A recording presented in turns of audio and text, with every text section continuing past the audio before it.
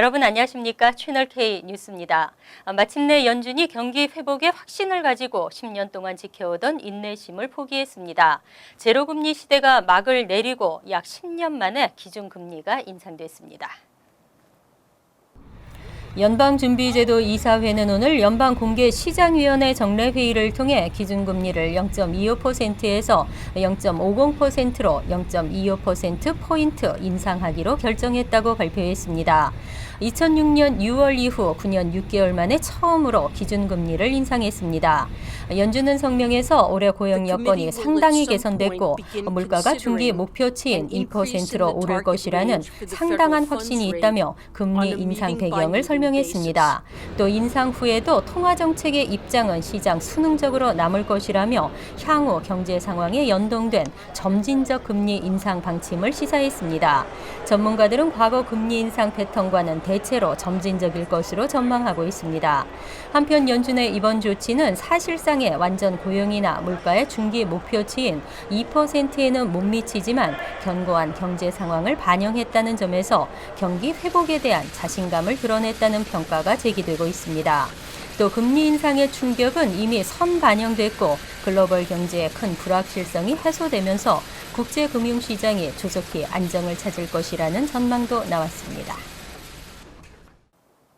지난주 뉴욕 한인 회장 동반 사퇴를 제안했던 김민선 회장이 이번에는 오는 1월 20일 열리는 재판 결과에 아무런 조건 없이 승복할 것을 촉구했습니다. 보도에 정세진 기자입니다. 김민선 회장은 오늘 오후 플러싱 뉴욕 한인회 사무국에서 열린 기자회견을 통해 발표한 성명서에서 1월 20일 열리는 재판의 판결에 무조건 승복할 것을 민승기 회장에게 제안했습니다. 오늘 저는 기자회견을 통해 동포 여러분께 올바르고 객관적인 정보를 알려드리고 양측이 1월 20일 재판 판결에 무조건 승복할 것을 제안합니다. 김 회장은 지난 9일 회견을 통해 민승기 회장에게 뉴욕 한인회장 동반 사퇴를 제안한 바 있습니다. 하지만 민승기 회장 측은 김 회장의 제안을 거부하고 앞으로도 어떠한 협상에도 임하지 않겠다고 밝혀 오늘 김 회장의 제안 역시 받아들여지기는 쉽지 않을 것으로 보입니다. 김민선 회장은 민승기 회장 측에서 제기한 서호진 변호사의 자격정지 관련 시간 끌기 논란에 대해 법원의 판결문을 공개하고 민 회장 측의 주장을 일축했습니다.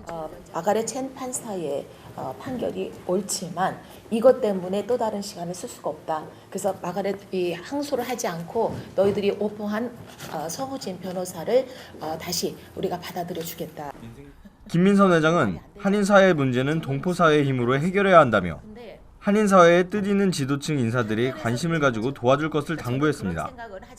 뉴욕 한인회장 관련 재판은 내년 1월 20일에 열립니다. 채널K 뉴스 정세진입니다. 재외선관위가 제20대 한국 국회의원 선거로 분주합니다. 하지만 공직선거법이 개정되면서 다소 혼란을 야기하는 부분도 있습니다. 재외선관위가 공직선거법 개정안의 내용을 다시 한번 주지시켰습니다. 이재곤 재외선거관은 영구 명부제 대상은 재외선거인에만 해당되는 것으로 국외 부재자에게는 해당되지 않는다고 당부했습니다. 재외선거인은 한국의 주민등록과 거소신고가 되어 있지 않은 사람으로 주로 영주권자가 해당됩니다. 국외 부재자는 주민등록이나 국내 거소신고가 되어 있는 주재원이나 유학생 등을 의미합니다. 선거관은 재외선거인 가운데 2012년 실시된 제18대 대통령 선거에 재외선거인 명부에 올라 있는 경우 이번 20대 국회의원 선거에 별도의 등록 신청이 필요하지 않다고 설명했습니다. 하지만 지난 19대 국회의원 선거 참여는 해당되지 않는다고 덧붙였습니다. 이번 국회의원 선거부터 시행될 공직선거법 개정안은 신고 신청 시 여권 사본 등 서류 첨부 규정을 삭제하고 재외선거인 영구 명부제 도입, 재외국민 4만 이상의 공관에 추가 투표소 설치 등을 담고 있습니다. 앞으로는 메디케어로도 침술 치료를 받을 수 있게 될 전망입니다. 시니어와 재향 군인을 위한 침술 치료 법안이 하원에 상정되면서 한인사회에 적극적인 지원이 필요한 것으로 나타났습니다. 주디 추 연방하원 의원은 지난 14일 LA 한인회관에서 기자회견을 열고 지난 10월 28일 시니어와 재향군인을 위한 침술 치료 법안을 연방하원에 제출했다고 밝혔습니다. 추 의원은 이 법안 통과를 위해 특히 한인사회의 도움과 지원이 절실하다고 호소했습니다. 법안에 따르면 메디케어 혜택에 침술 치료를 추가하고 시니어가 자신의 질병을 효율적으로 치료할 수 있는 옵션을 더 가질 수 있도록 보장해야 한다는 내용을 담고 있습니다. 또 모든 재향 군인에게 침술 치료를 제공하고 현역 군인에게는 주치의 추천 없이 직접 침술 치료를 받을 수 있도록 하는 내용도 담고 있습니다. 추 의원은 전미 한의사협회와 한인사회가 지난 2010년 오바마 케어 시행 이후 침술을 필수 보험 혜택에 포함시키기 위해 2만 5천 통의 탄원서를 제출하는데 큰 힘을 보탰다면서 이번에도 한인사회가 적극 나서줄 것을 기대한다고 말했습니다. 실제로 당시 제출된 탄원서 2만 5천 통 가운데 40%는 한인사회에서 나온 것으로 알려졌습니다. 한인 이민자 사업가들의 성장이 어려운 사업 환경에도 불구하고 꾸준한 것으로 나타났습니다. 아시아계 커뮤니티 가운데 한인 소유 사업체 수는 3번째로 많았고 연간 매출액도 3위를 차지했습니다. 연방센서스국의 2012년 기준 아시아계 비즈니스 통계에 따르면 뉴욕과 뉴저지 지역 아시아계 업체는 32만 5,003개로 집계됐습니다. 이 가운데 한인 사업체 수는 전체 아시아계 업체의 12.65%에 해당하는 4만 1,123개로 뉴욕이 2만 7,521개, 뉴저지 13,602개로 조사됐습니다. 지난 2002년 조사에 3만 522개보다 약 34.73% 증가했습니다. 이와 같은 한인 사업체 수는 중국계 12만 5천여 개, 인도계 8만 8천여 개에 이어 3위에 해당합니다. 한인 사업체들의 연간 매출 규모도 약 231억 2,491만 1,500달러에 달해 역시 인도계와 중국계에 이어 세 번째를 차지했습니다. 2002년과 비교하면 연간 매출액이 183% 이상 증가한 것으로 분석됐습니다. 한편 미국 내 전체 한인 사업체 수 역시 2012년 22만 4,891개로 중국계, 인도계에 이어 3위에 랭크됐습니다. 지난 2002년 센서스 집계 당시 한인 사업체 수 15만 8,031개에 비해 42.3% 증가한 것으로 조사됐습니다.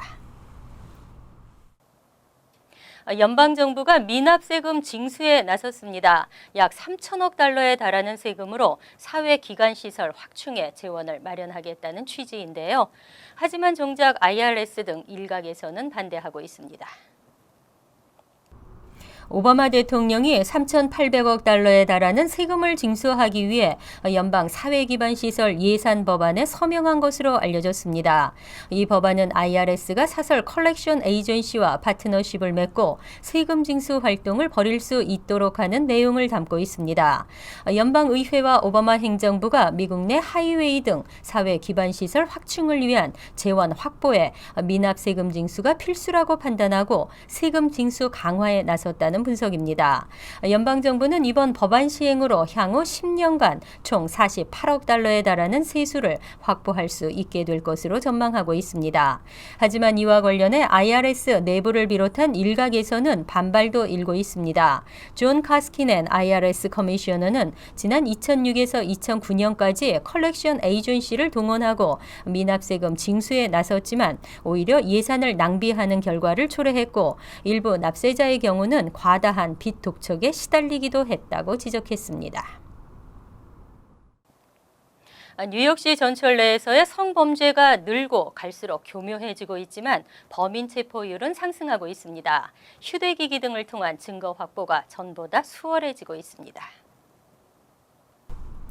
뉴욕시경이 어제 발표한 전철 범죄 통계에 따르면 지난 7월부터 11일까지 5개월 동안 총 699건의 성범죄가 발생한 것으로 집계됐습니다. 지난해 같은 기간보다 106건, 18%나 급증했고 성범죄의 종류도 많아졌습니다. 고의로 승객의 몸을 만지거나 신체 부위를 응시하는 등 기존에도 흔히 알려진 성범죄뿐 아니라 전철에서 타인의 나체나 성행위를 휴대전화 등으로 관찰하고 성적 만족을 느끼는 관음증적 경향의 성범죄도 증가했습니다. 또 자신의 나체를 승객들에게 드러내는 성노출적 성범죄까지 다양한 경향을 보이고 있습니다. 반면 휴대기기를 통한 증거 확보로 성범죄자 체포율은 높아지고 있습니다.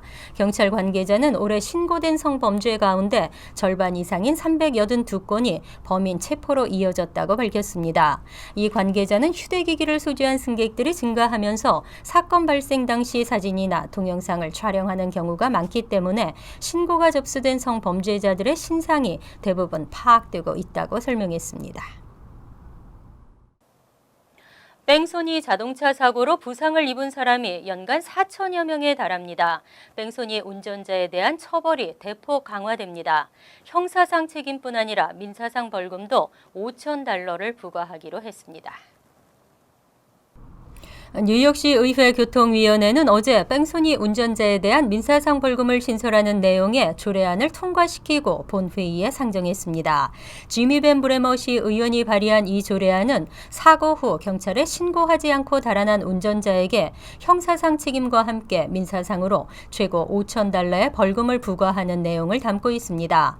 부상자가 없는 사고일 경우에는 피해 금액 외에 최대 $250의 벌금이 부과되고 부상자가 발생했을 경우에는 500에서 $1,000의 벌금이 부과됩니다. 특히 피해자가 사망하거나 중상일 경우에는 $2,000에서 $5,000의 벌금이 부과됩니다. 이 조례안은 제정 후 90일의 유예 기간이 지나면 즉시 발효됩니다.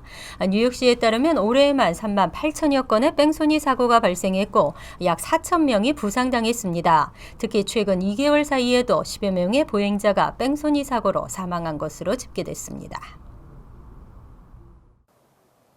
학생들의 성적에 의한 교사평가제가 결국 승인되지 않았습니다. 장점보다는 폐단과 부작용이 우려되는 바 시험 성적을 반영한 교사평가제는 시행하지 않기로 최종 결론이 내려졌습니다. 뉴욕주 교육국 리전트 위원회는 15일 2019에서 2020학년도까지 교사평가제에서 학생들의 공통 핵심 교과과정 시험 성적을 반영하지 않기로 최종 승인했습니다. 리전트 위원회는 학생들의 시험 성적을 교사평가제에 반영하면 학교 교육이 시험 대비 위주로 갈 수 있다는 지적이 제기돼 왔다고 밝혔습니다. 또 교사들이 아무리 수업을 잘해도 학생의 성적이 떨어지면 영향을 받을 수 있기 때문에 공정하지 않고 교사들이 우수한 학군에만 근무하기를 원하는 등 교육 격차가 심화될 것으로 판단했습니다. 앞서 앤드류 코모 뉴욕 주지사도 뉴욕주에서 공통 핵심 교과과정 시험을 거부하는 학생들이 많기 때문에 학생들의 성적을 교사평가제에 반영하는 것은 신뢰성이 떨어진다고 지적한 바 있습니다. 주지사실에 따르면 올해 뉴욕주 공통 핵심 교과과정 시험에 응시 대상 학생 5명 가운데 1명은 시험을 거부했습니다. 총 440개 학군에서 시험 응시율이 95%를 넘는 곳은 30개에 그친 것으로 나타났습니다. 이어서 LA 지역 한인사회 소식입니다. 어제 LA 지역 학교들의 테러 위협으로 인한 휴교령이 내려졌습니다. 60만여 명의 학생들이 학교에 가지 못했는데요. 모든 학교에서는 수색 작업이 진행됐습니다. 김정균 기자의 보도입니다. 하늘에서 바라본 LA 인근 학교입니다. 노란색 스쿨버스가 빼곡히 정차된 채 운행이 중지됐습니다. 학교 주변에는 학생들 대신 수사당국 요원들만 간간히 보입니다. 어젯밤 교육국 관계자들에게 보내진 테러 위협 이메일로 LA 통합교육구 소속 학교들의 휴교령이 내려졌습니다. 오늘 오전 7시를 기해 1,200개 학교가 폐쇄됐고 64만 명의 학생들이 집에 머물렀습니다. Based on past circumstances, I could not take the chance as it relates to one student or our staff that serve our students. LA 경찰국은 위협 이메일 내용이 매우 구체적이라고 밝히며 이메일 IP를 추적한 결과 독일 지역 또는 인근 유럽국에서 보내진 것으로 확인됐습니다. 특히 LA 경찰국장은 이번 학교 폐쇄 조치에 대해 매우 강력한 지지 입장을 보이며 주민과 학생들의 안전을 우려했습니다. These are tough times. These communities, our community, Southern California, has been through a lot in the recent weeks. Should we risk putting our children through the same? 한편 연방 하원 정보위원회 소속 아담 시프 의원은 오늘 성명서를 통해 테러 위협 이메일이 장난일 가능성이 높다고 밝혔습니다. MBC 뉴스 김정균입니다. 월드리포트입니다. 강제 조혼에 희생되는 여성이 전 세계 7억 명 이상이라고 합니다. 아프가니스탄의 한 소녀가 부른 애절한 랩이 그녀를 조혼해서 구했습니다. 이마에 검은색 바코드가 새겨져 있는 한 소녀. 눈에는 시뻘건 멍자국이 가득합니다.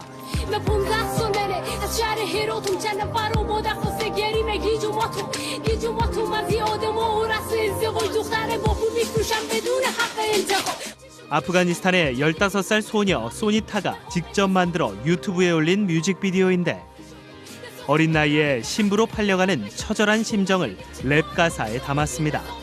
منو بفروشن و در ازای پولش یه دختری رو برای برادرم بگیرم. خب این یه سنته در بعضی از نقاط افغانستان. 이 뮤직비디오는 조회수가 10만 건이 넘으며 아프가니스탄 TV에도 소개됐습니다. 결국 조언의 위기에서 벗어났을 뿐만 아니라 장학금을 받고 미국의 음악학교로 유학도 갈 수 있게 됐습니다. 하지만 일부 이슬람 국가와 아프리카 소녀들에게 소니타의 사연은 기적 같은 행운일 뿐입니다. 현재 전 세계 여성 7억 명 이상이 18살도 되기 전에 결혼한 것으로 나타났는데 이 중 약 20%인 1억 2천만 명이 아프리카에 집중돼 있습니다.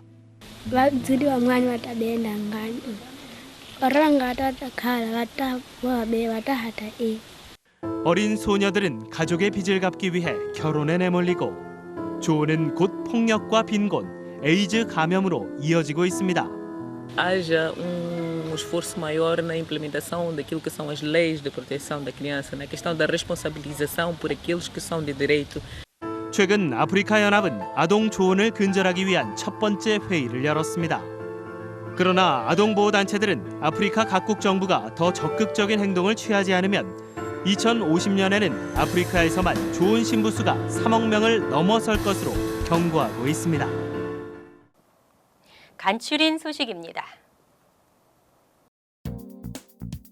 36개월 OPT 연장에 차질이 빚어질까 우려되고 있습니다. 연방세관단속국은 지난 10월 일부 스템 분야 전공 학생에 한해 OPT 기간 24개월 연장 개정안을 발표하고 여론을 수렴하고 있었습니다. 하지만 연방 관보에 게재될 것으로 예정된 날 관보 게재는 이루어지지 않아 내년 2월 12일 이전 새 개정안이 시행될 수 있을지 미지수입니다.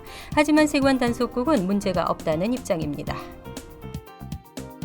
뉴저지 학생들이 메인 주립대에서도 뉴저지 거주민 학비를 적용받을 수 있게 됩니다. 메인 주립대는 2016에서 17학년도부터 평점 3.0, SAT 1050점 이상인 뉴저지주 학생이 본교에 입학할 경우 뉴저지 주립대인 러커스대 학비로 할인하겠다고 밝혔습니다. 타주 학생 학비는 28,000달러지만 거주민 학비를 받으면 14,000여 달러만 내면 됩니다. 이외 매사추세츠, 뉴햄프셔, 버몬트, 커네티컷, 펜실베니아 학생에게도 각 주의 주립대 학비를 매칭해 주기로 했습니다. 브루클린 PS 169의 김유진 교장이 다시 크리스마스 관련 행사를 허용하기로 입장을 바꿨습니다. 김 교장은 크리스마스는 기독교인들이 기념하는 행사라는 이유로 교내 크리스마스 파티는 물론 이와 관련된 산타 복장, 크리스마스 장식, 선물 교환 행사 등을 금지시킨 바 있습니다.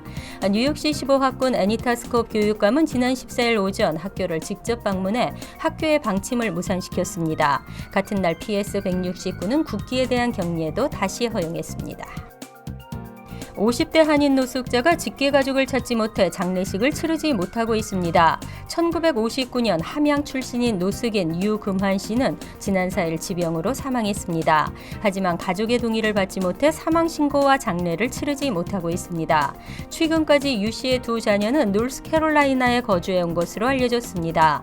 랑킴 뉴욕주 하원 의원 사무실은 지인이나 자녀들의 연락이나 제보를 기다리고 있습니다.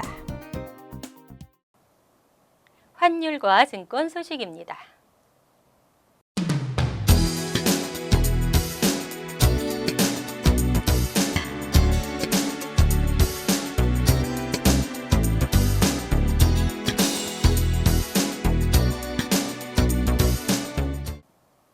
이어서 날씨입니다. 목요일은 흐린 날씨에 비가 내리겠습니다. 낮 최고 기온은 58도, 섭씨 14도, 밤 최저 기온은 49도, 섭씨 9도로 예상됩니다. 금요일은 대체로 흐리고 간간히 맑겠습니다. 토요일은 가끔 구름 끼겠지만 대체로 맑은 날씨에 바람이 불면서 쌀쌀하겠습니다. 일요일은 아주 맑고 화창한 하늘이 이어지겠습니다.